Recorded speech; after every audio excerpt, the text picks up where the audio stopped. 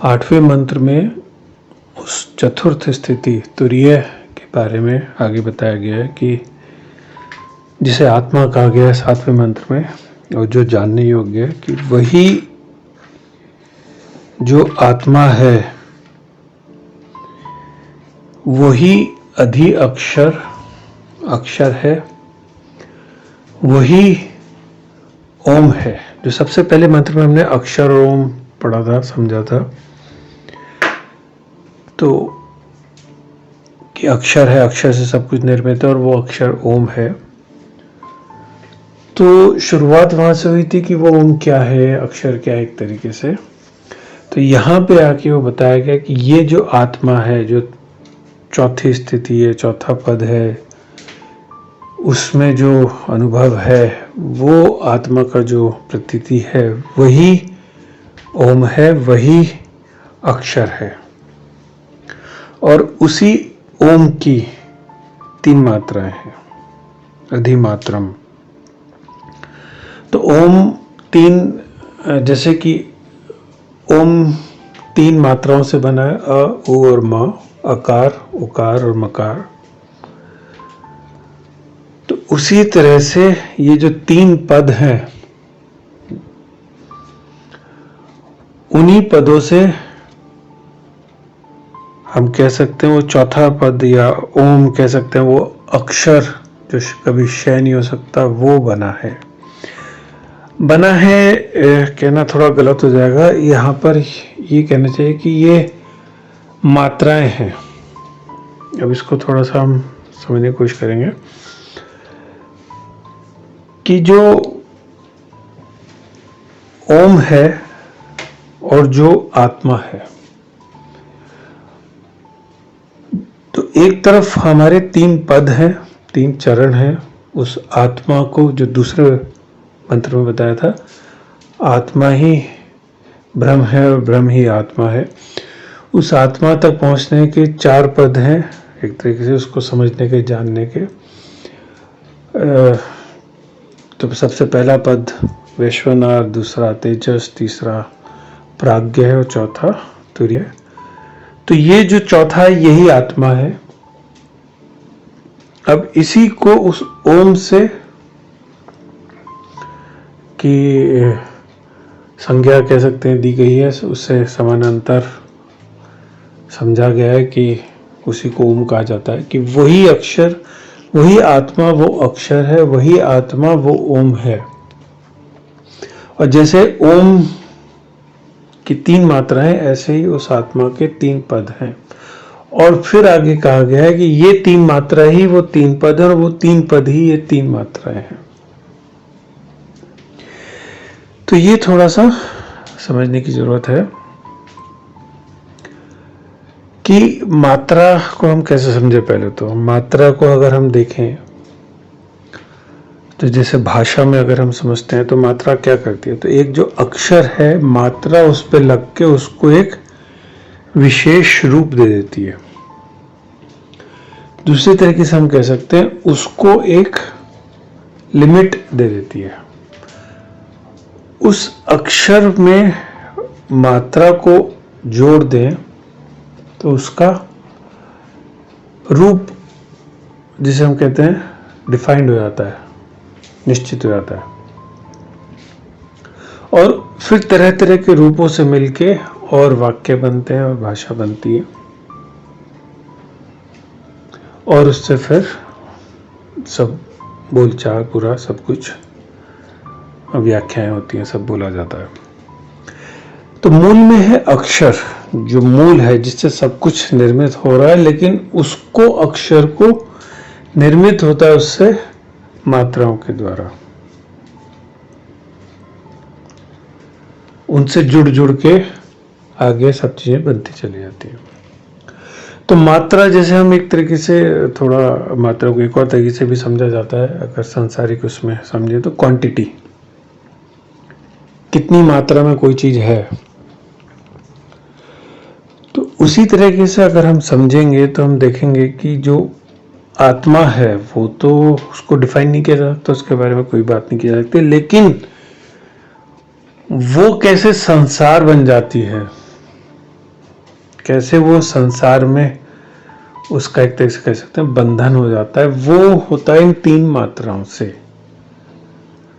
वो कौन सी 3 मात्राएं? वो है ये 3 पद, वैश्वानर, तेजस, प्राज्ञ।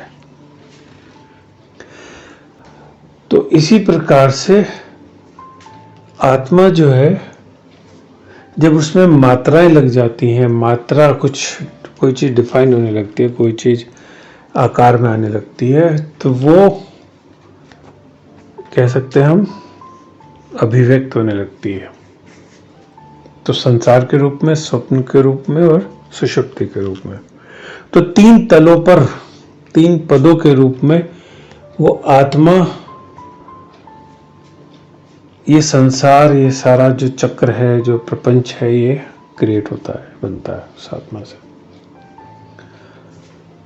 तो ये जो बात है, ये अब अभी तक हम जो समझ रहे थे संसार से आत्मा तक की बात समझ रहे थे, अब हम वापस जा रहे हैं आत्मा से संसार तक की, जो कैसे परमात्मा आत्मा कैसे संसार में परिवर्तित हो जाता है, संसार बन जाता है एक तरीके से। तो वो यहाँ पर कुछ एक तरीके से बताया गया है कि वो 3 पद, 3 मात्राएं जो है, वो उसको संसार के रूप में, स्वप्न के रूप में, सुषुप्ति के रूप में, 3 पदों के रूप में वो अभिव्यक्त होता है कह लो, या वो ये सारा प्रपंच खड़ा हो जाता है। तो ये बात यहाँ पर थोड़ी सी समझने की है। तो ओम और आत्मा वो एक ही कहा गया एक तरीके से, अक्षर और जैसे ओम के 3 हिस्से हो गए ऊ में, ऐसे ही आत्मा के भी 3 मात्राएं हो गई। तो अकार, उकार, मकार, अ उ म। तो यहाँ से थोड़ी सी इन तीनों चरणों पर कहते हैं कि एक तरह से बंधन शुरू हो जाते हैं। तो यहीं से फिर वो गुणों में बनते चले आते हैं। तो गुणा गुणेषु वर्तन्ते। तो सबसे पहले परमात्मा 3 हिस्सों में डिवाइड हुआ एक तरीके से, या 3 हिस्सों में विभाजित हुआ, 3 हिस्सों में प्रकट हुआ। 3 फोर्सेस हम कह सकते हैं, शक्तियां कह सकते हैं, 3 तत्व कह सकते हैं, 3 जो भी संसार के कारण हैं वो कह सकते हैं।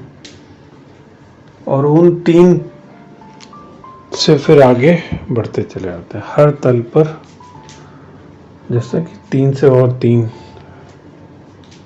से 3 गुणा करेंगे तो 9, इसलिए से आगे बढ़ता चला जाता है। तो गुणा गुणेषु वर्तन, गुण ही गुणों में बरतते रहते हैं।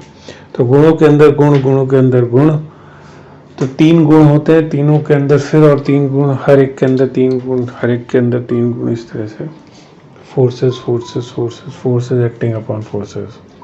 तो ये चलता रहता है। तो ये वो जिसे कहते हैं सूत्र है, जहां पे कि आत्मा संसार की तरफ बंध रही है एक तरीके से।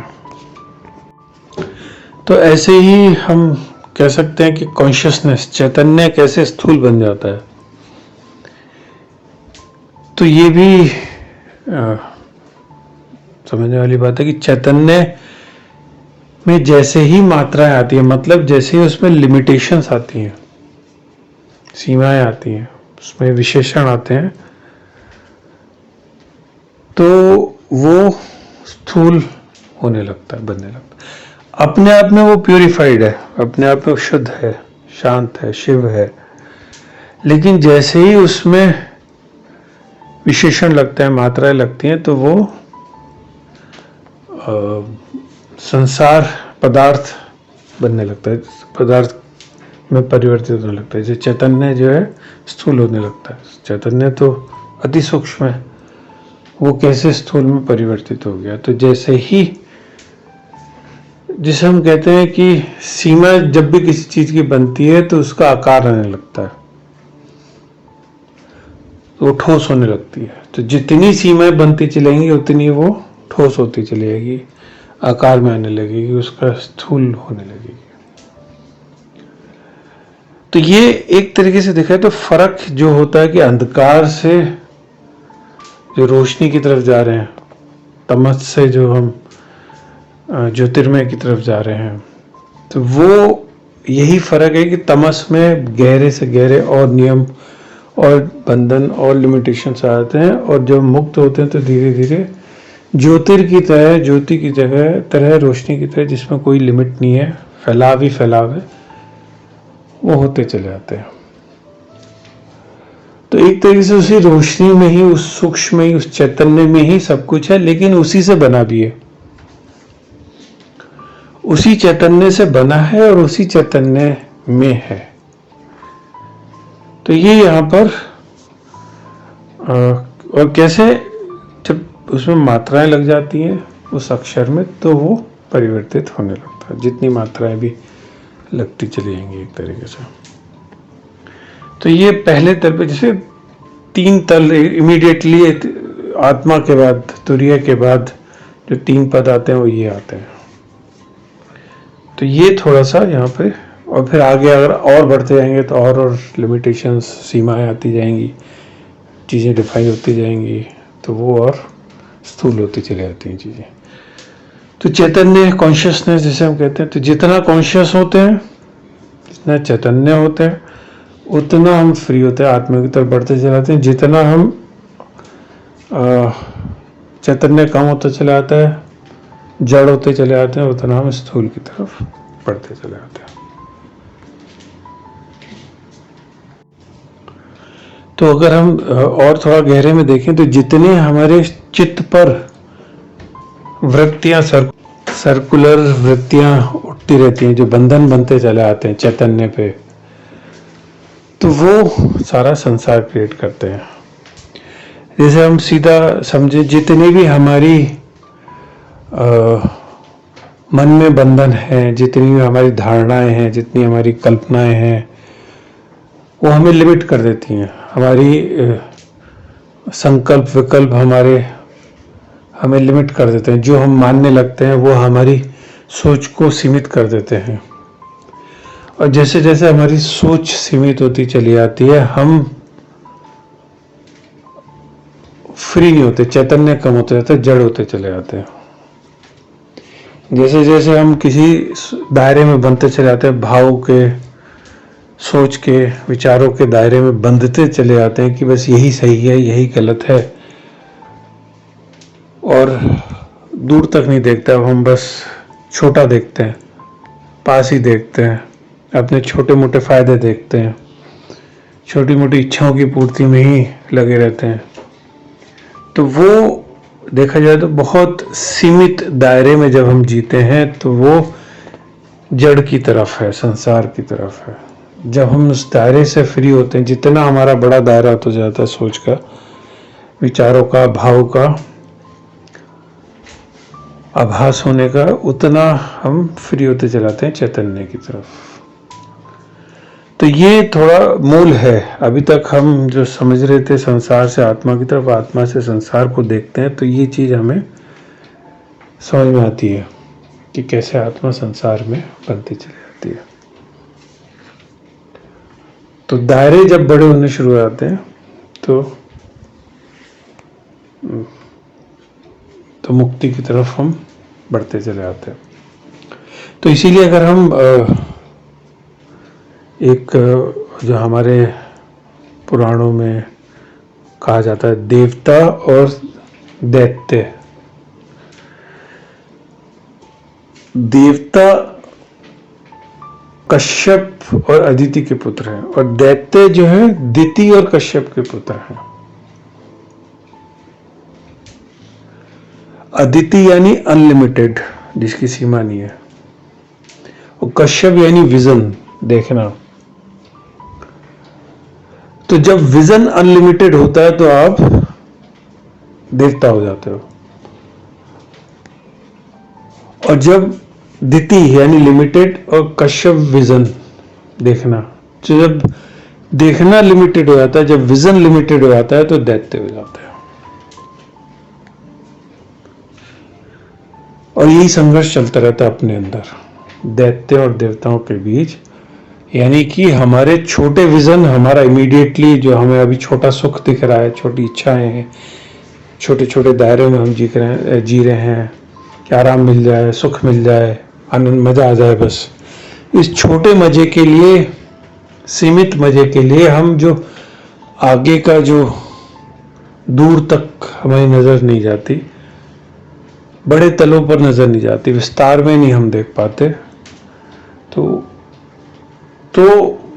और कभी कभी देखते भी हैं तो फिर ये संघर्ष चालू होता है कि जो हमें दूर तक दिख रहा है, जो ब्रॉड विजन से दिख रहा है वो, और जो हमारी छोटी तलों पर इच्छाएं हैं इमीडिएटली अभी,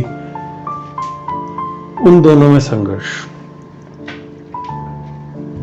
तो वही दैत्य और देवताओं के संघर्ष कहा गया है।